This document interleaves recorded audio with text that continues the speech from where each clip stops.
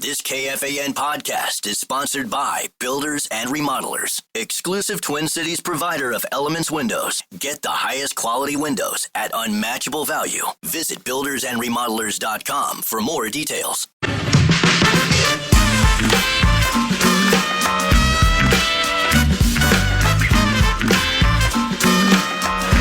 We welcome a rare phone guest into the Friday Football Feast, but we bring him in for myriad reasons. He's a former Viking. He's an elite football mind. He's an elite college football mind. And he also has football-related opinions to share that we felt needed to be heard. So Buffalo Wild Wings Monticello, even though he's not here, the man's name is Jeremiah Sirles. Can I get a witness and a raucous round of applause for our guest joining us now? Jeremiah Sirles, former Viking offensive lineman at jsirles71 via Twitter. Also a former member of the Nebraska Cornhuskers. Nebraska at Minnesota, 7 o'clock tonight. And Jeremiah, Paul Allen, Alec Lewis with The Athletic, 9 to noon producer Eric Nordquist at a jam-packed Buffalo Wild Wings Monticello for the Friday Football Feast. Let me ask you this question to start.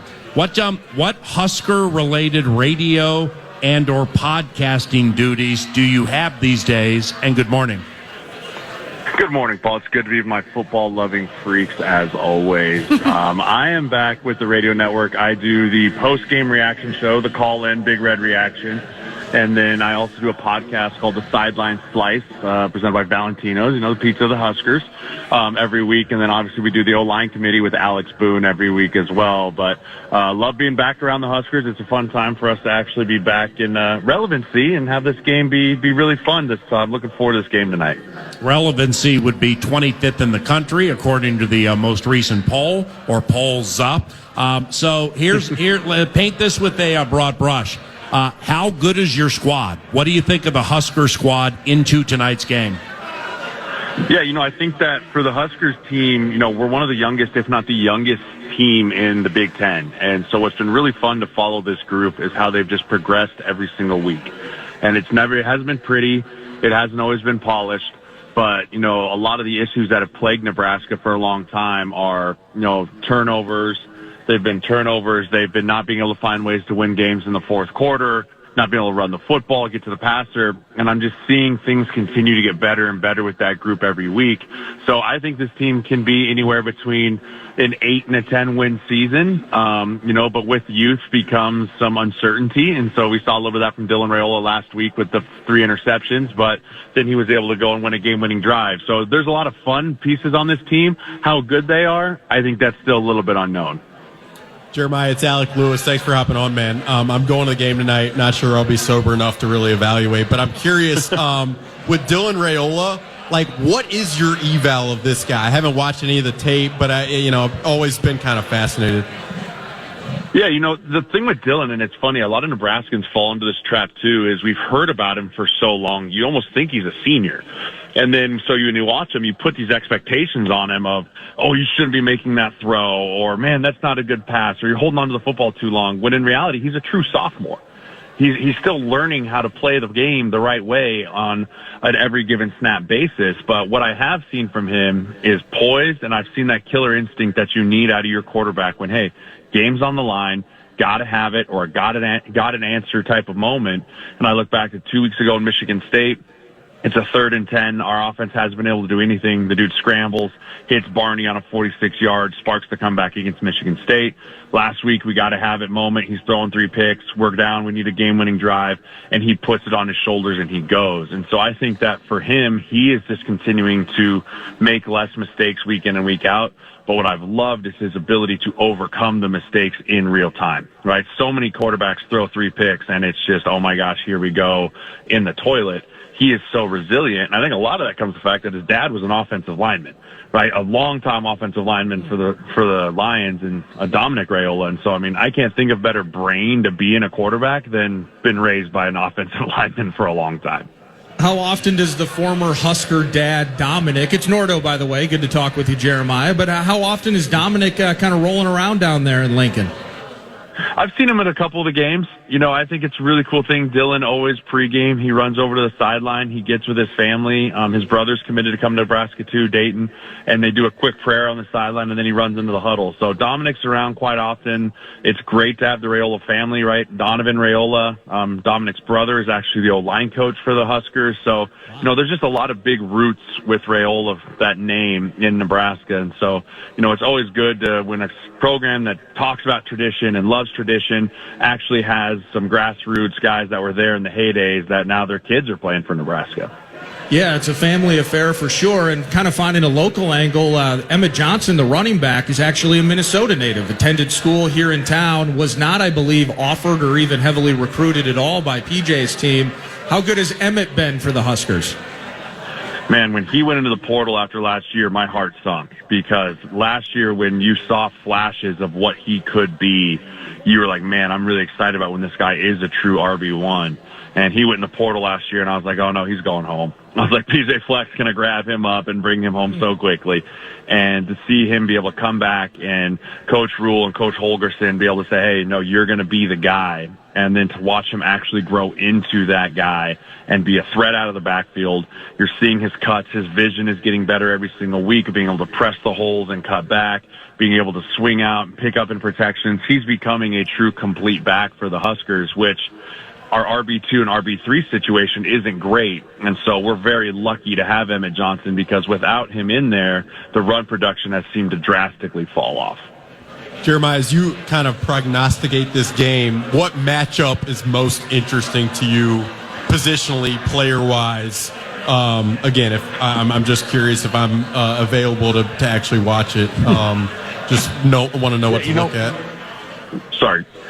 Your quarterback position very much intrigues me, because he shows. So I think your quarterback in your pass game versus our DBs, because our DBs have been the strength of our football team through this. Last week was the first time we've allowed a passer over 150 yards this season, and I think Maryland's quarterback and Maryland's wideout group is very talented. But I really like Lindsey. I think he's a very good quarterback. I think he brings a different dynamic to this Minnesota football team than we've seen from them in a lot of years, right? Forever and always it's been 3 yards in a cloud of dust, and let's make this game as long and boring as possible and not allow the other offense on the field so that they have to feel pressure, because they might only get 6 possessions. But with Lindsey back there, he adds a dynamic passing threat. And I know his completion percentage isn't great, but he is a very good passer, and I think that he's going to put some stress on our defensive backs to not be able to sit up close to stop the run, give some cushion to your wide receivers, and I'm really interested to see what the Huskers' plan of attack is against Lindsey. So what is your perspective on tonight's game then? What lends you the most confidence that the Huskers come into Huntington Bank Stadium here and find a W? Who do you think wins? Yeah, I think the Huskers come away with it, just from the fact that with our rushing attack and our offense, I think that we're going to be able to score more points. So I think the average amount of points that Minnesota scored this year is around 19, right? You look at what Nebraska is able to do. We're putting up 30-plus points in almost all of our games that we've played in, including with a 3-point loss to Michigan. I'm worried about Minnesota being able to keep up with the points if our offense can get clicking. The thing I worry about is kind of what I alluded to, is that if PJ Fleck goes into how he's beaten Nebraska in recent history, is control the clock on offense, limit the time of possession that our offense with our explosive playmakers and Isaiah Hunter and Key, Luke Lindenmeyer, Emmett Johnson, limit those opportunities and make the game slow and allow Minnesota to dictate the tempo of the game. If Nebraska can come in and get a 2-possession lead, that's where I believe Minnesota is going to have a hard time if it gets into more of a track meet mentality of up and down the field, going tit for tat with Dylan Raiola. That's where I think Nebraska is going to have an advantage. But if there is a weak point of our defense, it's been our ability to stop the run between the tackles. And so I do think PJ Fleck, again, I have a lot of respect for him. I think he does a really great job of game planning week in and week out of what the players have to do to attack the opposing team's weakness. I would anticipate PJ Fleck testing the interior of our defensive front and seeing if he can run the football and control the clock for the majority part of this game. Former Husker and Minnesota Vikings offensive lineman Jeremiah Sirles joining 9 to noon on the Friday Football Feast at J Sirles, SIRLES. LES71 via Twitter if you'd like to follow him, and we would hope that you do. It is Huskers and Gophers, Ski-U-Mah tonight, 7 o'clock, Huntington Bank Stadium. To the pros, you being an offensive lineman and watching a lot of football, you working also as an agent, always looking for prospects and things like that, you watch a lot. And I know you watch offensive line play and Vikings football very closely.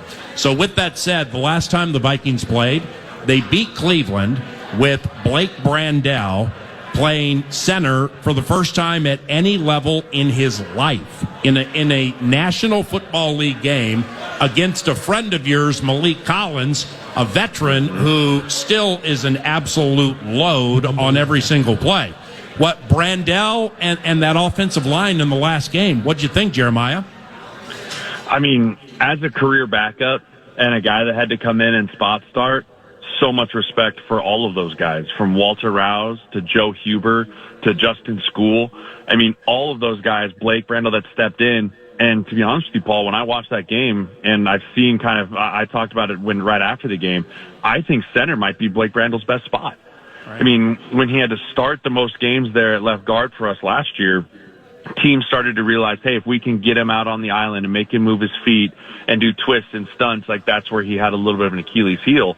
The great part about center is those dudes are right there, and you can just grab them, and Blake is a big human being. Like, he's a large dude, and for having him to step in with a backup quarterback who's only been there for about a month and a half, and then him to go up there, such a lucky thing to have a veteran like that that's played so many positions, because what I really liked, Paul, from that game was I didn't see any confusion from the guys, even with 4 backups in. And when that tells me Blake was prepared the right way. Mentally, he was sharp. He had everyone lined up, including a rookie undrafted free agent guard next to him. And he was able to communicate up and down the line, communicate with Wentz, get the protections lined up, get the mic points lined up, and then let us go and do our thing. I was so pumped to watch backup offensive linemen go in and do their thing, because from a backup offensive lineman made my heart sing. Well stated. I've heard people, Jeremiah, talk about how difficult it can be. I remember a fellow former Viking, Brandon Fusco, years ago talking about just kind of the challenge of, hey, I'd been at this guard spot, and then I had to transition and kind of just flip mirror-wise footwork, and I'd go over to the other side. How difficult is it if you're just in school to play right tackle for the majority of a game, and then because you have Christian Darrisaw potentially on a health and development plan, you're having to flip from right to left in the same freaking game, and suddenly you're going up against number 95 and Myles Garrett, and you hold your own. How difficult is that in a game to make that kind of change? It's super hard. And I had to do it a couple times in my career. In 2016, we were playing the Carolina Panthers, and I started the game at left guard, ended up having to bounce out to right tackle to finish the game against Julius Peppers and Quan Short. And it's one of those things that in the moment, you just kind of fall back on, this is what I've done my whole life. And, you know, for school, the great part about him going able to go back to left is that's where he spent majority of camp, right? Because Darrisaw wasn't in camp, because he got there, so he got so many great reps there at the left tackle position. I think for him, the in-game moment, it wasn't as much as like, oh my gosh, I'm switching to left, as much as, hey, I've been doing this for months. I can just fall back in, be comfortable, know that I have confidence in this. I know the calls. I know what I have to do on this side because I've been there, but it is extremely difficult to do. And whenever people ask me, like, well, what's so hard about it? I always use the analogy of like, hey, well, next time you go to the bathroom, try wiping with the offhand and tell me how easy that is to do, right? It's not very easy. And so learning how to do that on a consistent basis is super tough. And so hats off to all those guys that have had to flip sides and move there, and especially at the tackle position going up against arguably the best pass rusher in the NFL in Myles Garrett.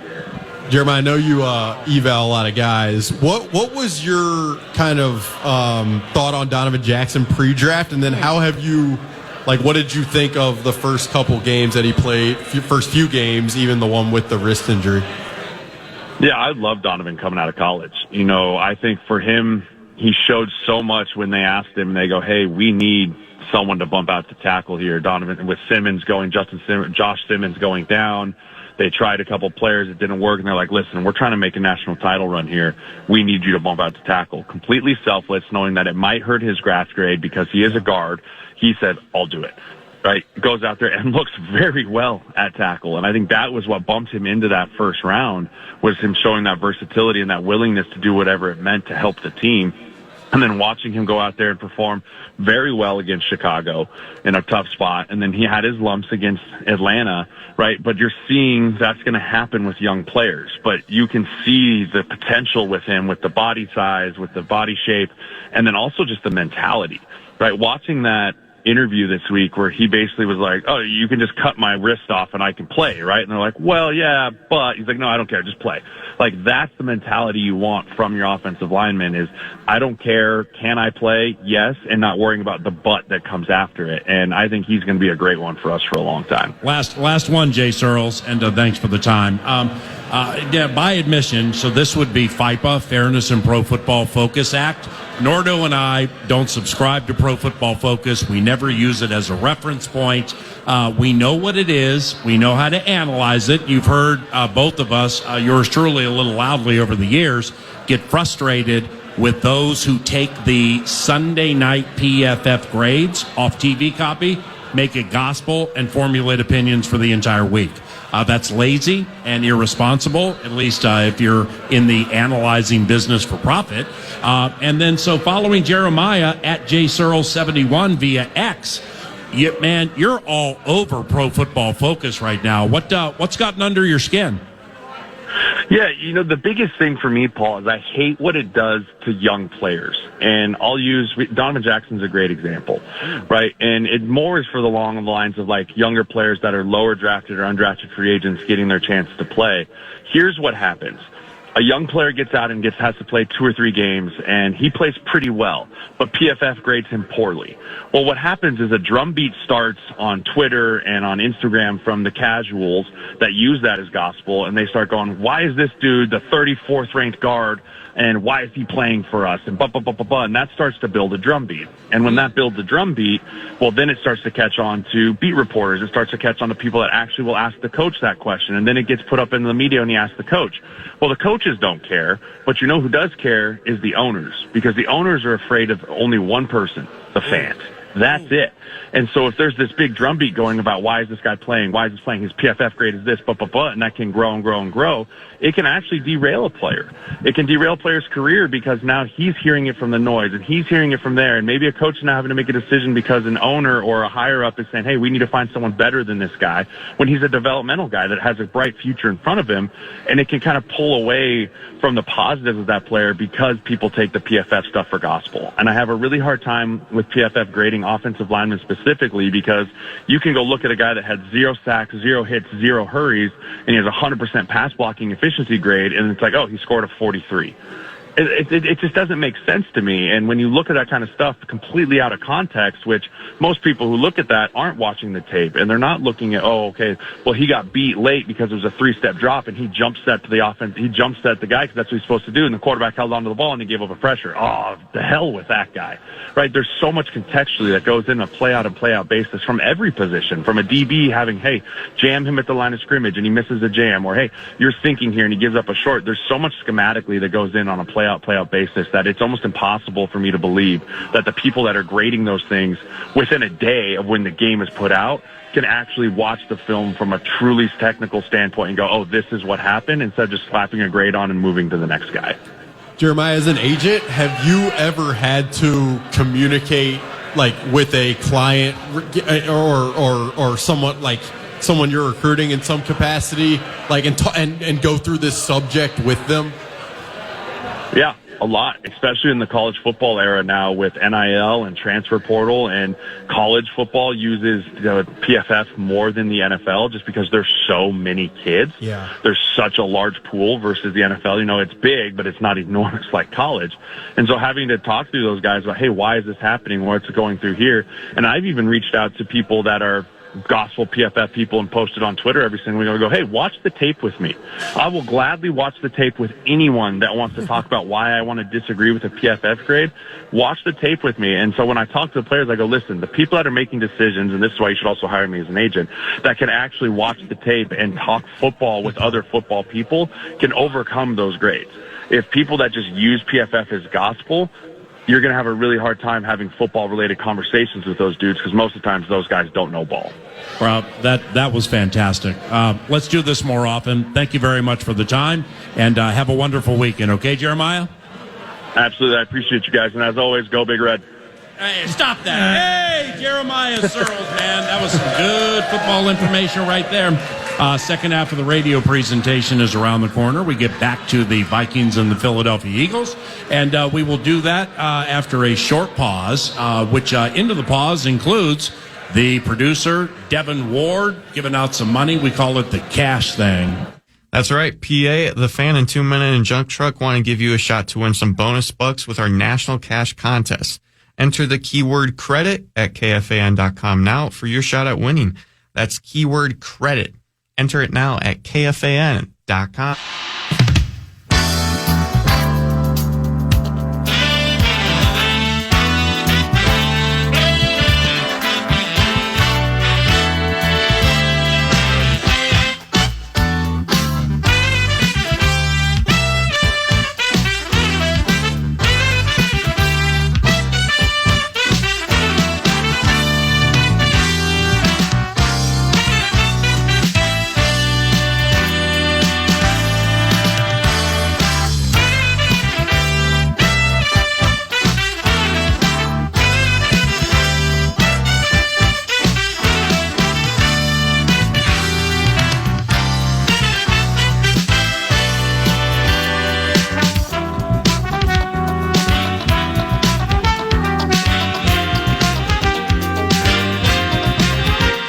We are football feasting at Buffalo Wild Wings Monticello.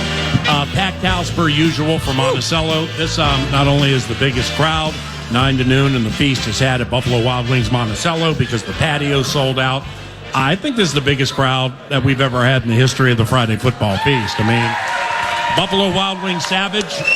I mean, we might have violated some fire marshal orders in 2000. How about that a couple of years ago? Well, 2009, the first year of the feast, up to the NFC title game against the Saints. I mean, when Adrian Peterson called the show, just out of nowhere at the end of the show, I mean, people were they were leaving, going to their jobs and going home and stuff.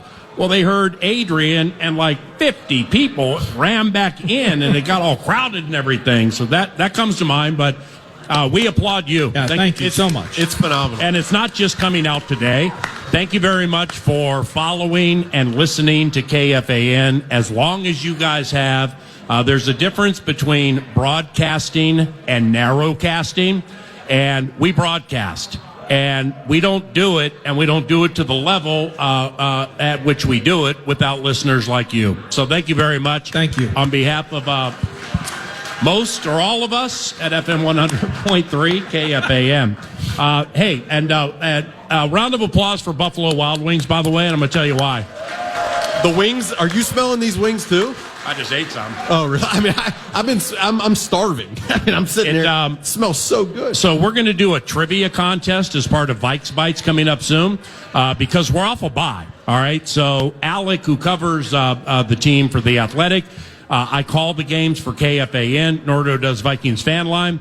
Alec and I, off the layoff, the iron needs to be sharpened. Yeah. So Nordo is going to hit Alec and I with 10 2025 Minnesota Vikings trivia questions. Toughest questions ever. The winner, the next segment, will play against a guy behind me who wanted to be part of the trivia contest. Oh, it's like a play-in game? It's a play-in. Oh, my God. And only 5 questions in the 11:03. But whomever wins, and this means me or Alec or the Rube behind me, the manager here at Buffalo Wild Wings heard me talking about it. So what did they do? They're so kind to Buffalo Wild Wings. They put together a prize pack that has all this cool stuff in this bucket, and it also has a $25 Buffalo Wild Wings gift card. Woo. So flag bucket. You're about to get smoked. If Alec or I win and the Rube doesn't, we're going to give it to somebody in the crowd. But if the Rube happens to win, then he's going to get this.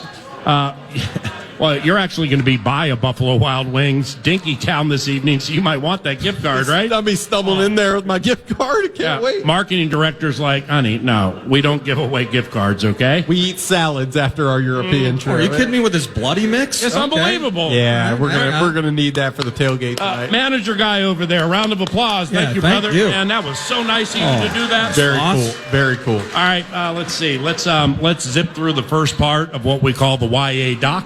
Young Alec Lewis, his father John of the barrister variety, listening in Anniston, Alabama right now. Hashtag John, Jon, and we love you.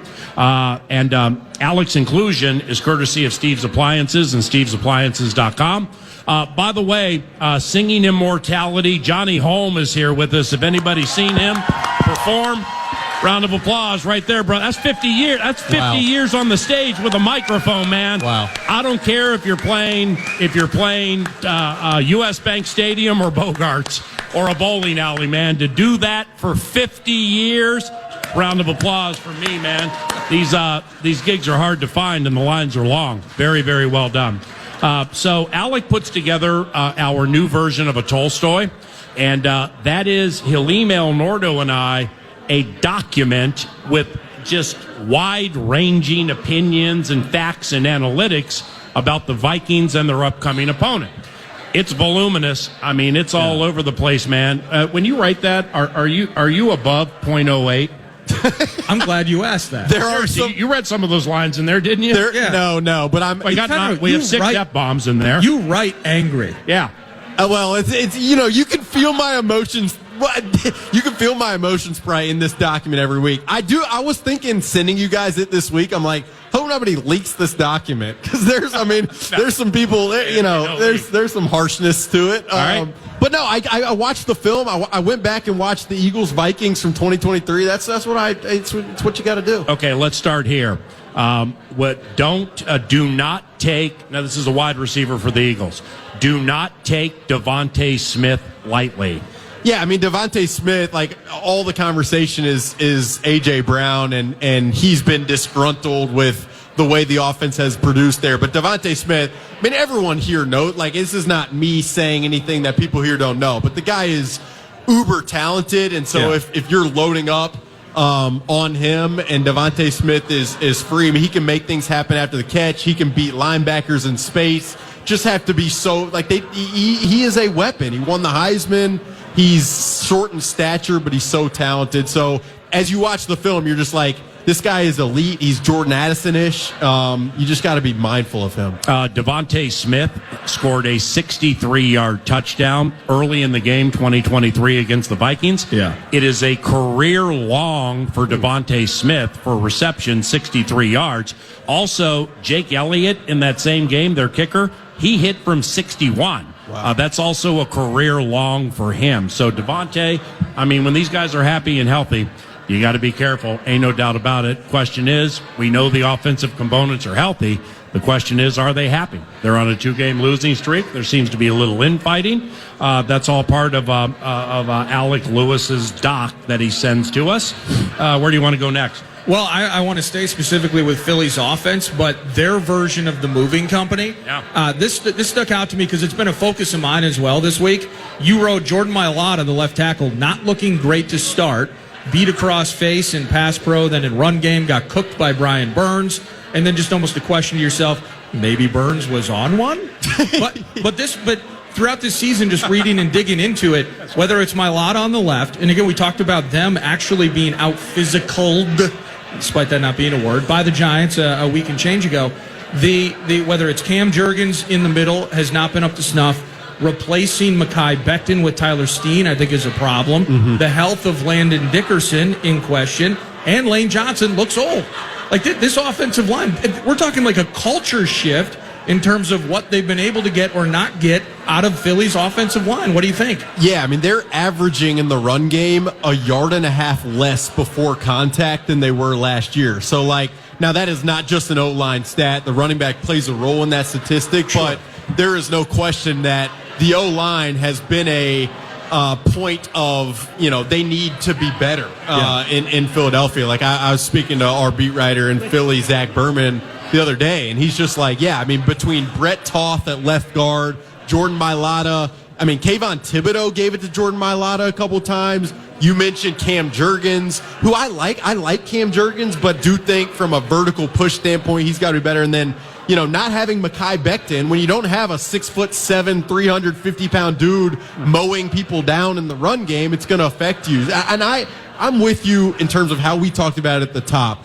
I expect the Eagles to come in here wanting to establish Saquon, wanting to do some quarterback run game with Jalen Hurts. It is going to be incumbent upon the Vikings run defense, their second level, especially if Blake Cashman is back, to stifle that early on, to generate an early lead, and to make the Eagles a one-dimensional drop-back passing team. If they can do that, Vikings fans at U.S. Bank are going to have a good time. Let's go to the defense and the other side of the equation. Philadelphia's rush to coverage. Yeah, I mean, they just, it doesn't feel, you hear coaches talk all the time about we have to marry our rush and our coverage. Either our pass rush is so good that it makes up for coverage, or our coverage is so airtight that it can make up for some leaky pass rush. And right now in Philly, it feels like there's just a little bit of an imbalance with both of those units. Now, getting Jalen Carter back will be huge, and if they have Quinyon Mitchell covering for the entire game, that'll be big too. But, I mean, you got Adoree Jackson on the field. He's attackable. Their edge rushers, Jalix Hunt, Josh Uche, those guys are attackable, can be moved in the run game. So the defense has been not great in run defense and not really airtight in pass coverage. So it's an interesting matchup against this Vikings offense that you hope is starting to, build some momentum. Do you read into it all Jalen Carter moving from full to limited yesterday? He was full participant Wednesday, limited yesterday. Do you think that matters?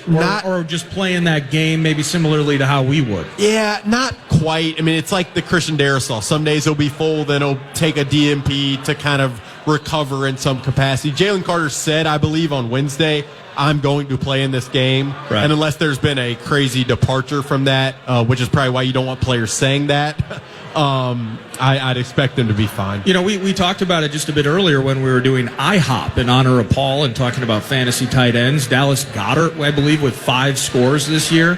What do you think plays into that? Because in some ways, getting back to the O-line, you're seeing Jalen Hurts potentially on pace for even more than the 38 sacks he took.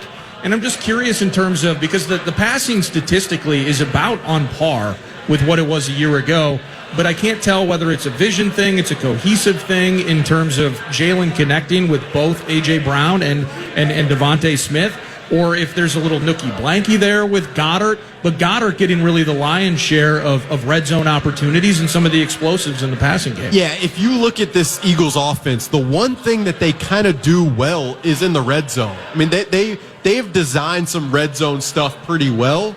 And so, Dallas Goedert is a huge tight end, always a huge target in the red zone. There was the play last week where they do a little shovel pass to him as like a wide receiver screen.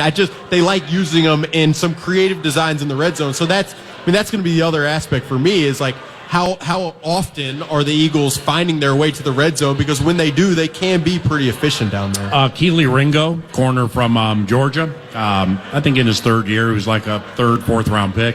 But they liked him a lot when they picked him. And then you have Adoree Jackson, the former Giant, Quinyon Mitchell. He was a full participant in practice. He's their best corner, and he's like a budding star. Yes, like people don't talk about him. Agreed. At the level they should. Agreed. Now Cooper DeJean, it's interesting with him. He's off to a little bit of a slow start from what I read this year. Like he has 0 interceptions or touchdowns in the regular season. But then you look at my man Super Bowl stat line and remember what he did. Him and Zach Vaughn, holy cow! But DeJean is their nickel, so they rotate 3/4. If Mitchell's hamstring is not 10 of 10, and I think you put this in the doc, spreading out these Eagles who are void a pass rush from outside guys, unless Uche, the former Tide inside defensive endish guy Byron Young. Unless some guys start jumping up from the outside a little bit, you spread these guys out, man, and you protect Carson for a second and a half to 2 to 2.5 seconds. O'Connell's offense might light them up in the passing game. Well, the one thing Carson Wentz has done really well, and I went back last night because I wanted to talk about Carson a little bit today, is when he's, he has a picture that he's looking at on one side of the field, and there is a player open. Like, he has quickly and decisively made that read, made that throw, and found space in the passing game. When he's moved off his spot in the pocket or had to create, that's when it just unravels and becomes a disaster. So, you saw Jackson Dart in the Giants. It was a ton of quick outs to receivers like Humphrey I'd never even heard before. So Lil Jordan? Is it Lil Jordan? Is it Lil Jordan? Lil Jordan Pumphrey? No straight to Jordan Humphrey. He's not Lil, by the way. I think he's like 6'4". Yeah, I don't know what that's about. But there's PA. What you said is accurate. If the Vikings can protect, and if Carson can be decisive, there's probably going to be some error in the coverage. And if they try to shrink that error in the coverage, then you're going to see double moves. And, again, I'm saying there could be US Bank Stadium could be having a good time. Now, looking like the Fargo Dome. Now, if you're trailing early in this game and you're down 14-0 and you're having a drop back pass and you're in 3rd and long, then US Bank Stadium is not going to have a good time. That, to me, like, how many times are the Vikings in 3rd and long or the Eagles in 3rd and long? If you showed me that statistic after the game, I'd probably have a fairly good feel of how it went. Trivia time, and when we return, Nordo's going to unfurl 10 2025 Vikings trivia questions for Alec and I so that iron can sharpen iron. And then the winner at about 11:05 takes on Adam from Litchfield, who's behind us. And if he's able to beat Alec or yours truly, he gets a Buffalo Wild Wings prize pack here in a bucket, which includes a lot of really cool things and a $25 Buffalo Wild Wings gift card. You're listening to the Friday Football on KFAN.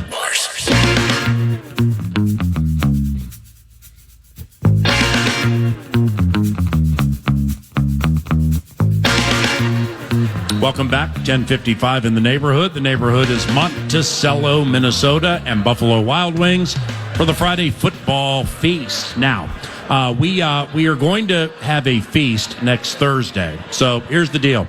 The Vikings play the Eagles this Sunday at noon, US Bank Stadium. Alec and I will be in Southern California for the Thursday game at SoFi against Jim Harbaugh's LA Chargers. So therefore, there is a Friday Football Feast next Thursday. Yeah. Let's go to the scheduling desk, and here's Nordo to explain exactly what's happening. Well, it's perfect that it would work out this way, but it's a Thursday game day feast at Buffalo Wild Wings Savage. And if you're able to get down there, South Metro, it will be hosted, I believe, by one of the great party maestros in the history of all radio promotions. Yep. Bar none. This guy brings the party to the bar. Big time. His name is Mike Mussman. And when you hear him talk on the microphone at Buffalo Wild Wings Savage, you're going to half expect Lolita and Tangeray to be next on the stage, next to the pole. But anyway. Give it up for Destiny. She's next. Thank you, Tangeray. You want to talk about hot in here? Ladies and gentlemen, Lolita and her friend Tangeray. But it's absolutely going to be a blast. Again, Thursday, Buffalo Wild Wings and Savage. Yeah. It's our guy, Muss. Is it just Muss? Muss in a cast of 1,000. I don't have the complete set list. What about Paul Lambert? But I'll be tweeting that. It could be Saucy. Saucy now, I mean, it's glitzy, Edina Cred. I don't know if he's going to find his way down to the South Metro. That river provides a terrific barrier, some would say, to the rest of the Metro. So, but Savage is going to be a blast. It's always crazy there. Like you said, breaking fire code laws, like whether it's Monticello, and Monticello clearly shows out at an elite high level. Hey. A standard that appears to be nearly impossible to meet. They're their best when their best is required. Well done. But when you get down to places like Savage ain't no slouch. So it'll be fun. Absolutely. So that's Thursday, 9 to noon, a Thursday game day football feast, Buffalo Wild Wings Savage. Also, Kevin O'Connell speaks today at 2 o'clock, right around 2 o'clock, maybe a little before. And that'll be his into the game press conference, final press conference for the week. That's where you're going to learn where I think he'll make the proclamation who's going to start at quarterback. The belief is it'll be Carson Wentz. But then with injuries and who's in and who's out, 2 o'clock today, Kevin O'Connell on FM 100.3 KFAN. Also, happy birthday. Listen. Happy birthday, Lance Sanderson. Wow. Lance Sanderson, I guess, is somewhere in the... Hey, where's Lance? Now, how did I know that, right, I see Lance down there. How did I know There we go, that? Lance. God bless you, man, and happy birthday. Also, a shout out to Noel from Elm Grove Family Farm. Same table. Damn, that table's killing it. He's got a lot of shout-outs. Noel, Elm Grove Family Farm, from your favorite child, Ivy. All right, round of applause. Awesome. I'm sure the other children really appreciate it. Yeah, now That's sweet. now we're rift at the table. And finally, main man behind us, Adam. Give us a wave. Give us a wave. Where's Adam at? My man behind us. You There see the dining crowd every single year. I mean, it's we see you, you see us. We got the bar crowd behind us. Shout out for the bar crowd right here. It's packed over there, and they get nothing but the back of heads. And we got the patio out there, too. So from the bar crowd, from the bar side of the equation, Adam from Litchfield will take on the winner of a 2025 Minnesota Vikings Sharpening of the Iron trivia contest that's going to start right now. Yeah. It's yours truly against Alec Lewis from The Athletic and theathletic.com. Nordo crafted the questions. And I'm trying to get this Bloody Mary mix for the Rouser tailgate. The next segment, whomever goes against Adam, and if Adam wins or whomever wins, they get this bucket full of what's in here? Well, we got Bloody Mary. Bloody Mary mix. We got Tahini. sauce. You know about tahini? Seasoning. Oh, tahine. What's this? You never heard of tahini? No. You never lived. No, I think I ran into a tahine one time in Tijuana, and it cost me 400 pesos. You never had a margarita with tahini. We got to get you on that. And also a $25 Buffalo Wild Wings gift card. So that's in there, too. All right, now do us a solid here. Okay, we recognize, except for little buddy here, and little buddy over there. The inebriated factor at about 11 a.m. might be a little on the high side right now. Amen. Make sure you find what does that mean? A safe ride home. Hey, there's no judgment. This is a judgment-free zone here. Comma. Oh, rest of sentence. Comma. So please don't blurt out answers if you know the answer, okay? Our names are our buzzers. And Alec or Paul. And here we are, 10 of them. And by the way, if there's a tie, good luck. There ain't no tiebreaker. Adam goes against both of us. So there ain't no tiebreaker. So that's the end of that equation. All right, number one, here we go. All right, I got 10 questions here specific to the 2025 edition of the Minnesota Vikings. Paul. Yes. Just practicing. Okay. Oh, it worked. Well, it was, what did we do? Program password? You got cooked. You want to play program password for 500 right now? I might. I know, you take my money too. All right, question number one. And if we're going to play initials off what you just said, the initials next week have to be FU. Just get. Hey, That's good. I mean, Freddie Udo. That was That's creative. how that works. Creative. Thank you. Question number one. This player has the most receiving touchdowns thus far Alec. with 2. Yes. Justin Jefferson. Okay, Paul, most receiving touchdowns for the Minnesota Vikings would, Josh Oliver. Ding, ding, ding, ding, ding, Thank ding, you. ding, ding, ding, ding. Receiver. Josh Oliver. Thank you. Be one for Thank you. PA. Thank you. Why don't you go a little quicker next time, young Alex? John's listening right now, your dad in Anniston, Alabama, and he ain't liking how hyperactive you were. Listen, I want to give you a head start. I'll give you a shot. I love that. You're the best. Question number 2. PA Yeah. with a 1-0 lead. See you, bud. This player leads the team in tackles Paul. with, yes. Ivan Pace Jr. Ding, ding, ding, ding, ding, ding, ding, Oh, ding. boy. Thank you. 2 rip in favor of the 9 to noon host. Yeah, he's been great. Thank you. Question number 3. Yeah. This player has the second most targets and receptions through 5 games. Alec Yes. Naylor. Really? Wow. Okay. Second most targets and receptions. Gonna have to start fact checking those athletic. Really articles. wanted that. TJ Hawkinson.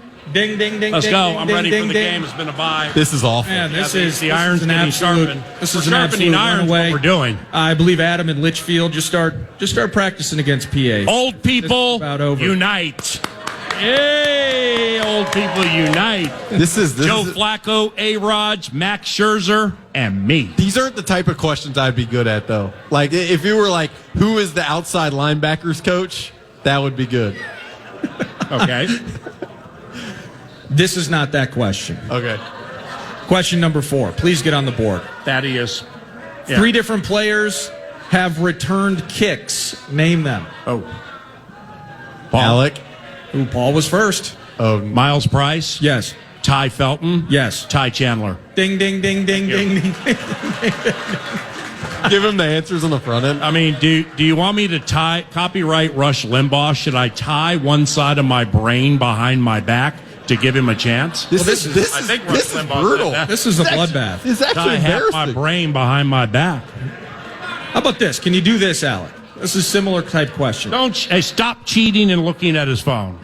3 different players have thrown a touchdown pass. Name them. Alec. Yes. Carson Wentz. Okay. J.J. McCarthy. Okay. Cam Akers. Ding, ding, ding. Cam Akers is the Everyone- one for me. Look, they're clapping like I'm the fan. Like this is my job. I can't even get it right.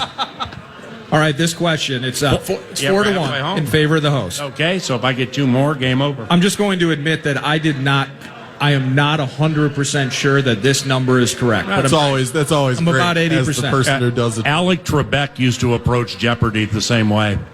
there have been this many different offensive line combinations. Yes. 14. Damn it. Ding, ding, ding, ding, ding, ding. Yep, ding, ding. well done. 4-2. I went out there bragging, and now he's trying to run me down from behind. The comeback starts now. This would be special. Don't call it a comeback. Alec's never been gone. This would be like going 9 for 9 in the final drive in London, Tottenham, after the longest trip ever to be tripped. Bad shoulder. Being at your best when your best is required. Addison, outhouse, penthouse. All right, question number 7. I believe it's 4-2 in favor of the host. Yeah. This player leads the team in sacks with 3. Paul. Paul was first. Jalen Redmond. Ding, ding, ding, Thank ding. you. Ding, ding, I would not have gotten that. 61 on the 5, jersey. Number 1 in your hearts. 2, 5, Don't 7. the 61. Don't call it a comeback. Alec never been gone. The 61 on the jersey. Let's just remember that. There's stories being worked on. What? Really? We got number changes? No.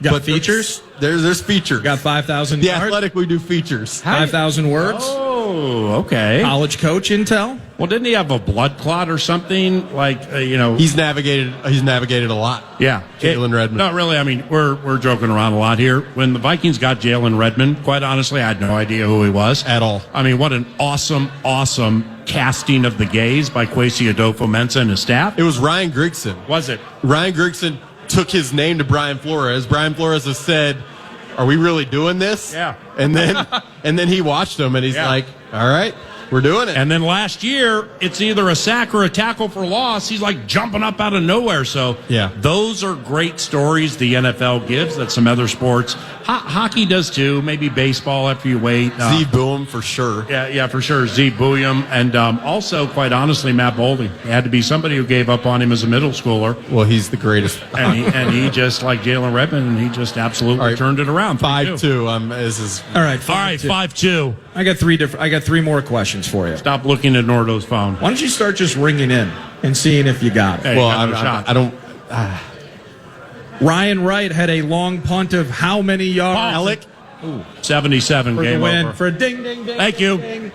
And the victory goes to Paul Allen. And the Most of spoils will go to somebody in the crowd around the corner because Adam from Litchfield, get ready. Next segment, it's you and me for this Buffalo Wild Wings gift bucket. Can you keep the tahini and try that though? Like you give out everything else, but Take the team. no, I don't want. I don't need the Third time mentioned you it. brought it up now. Third, I thought it was 8. He's never had tahini. Oh, who says I haven't had tahini? just I don't was know in you haven't. Tijuana one time with somebody named Tahini, and it cost me 400 pesos. And a penicillin prescription. Ain't no doubt. Go to commercial. Well, we'll be right back. It's 9 to noon.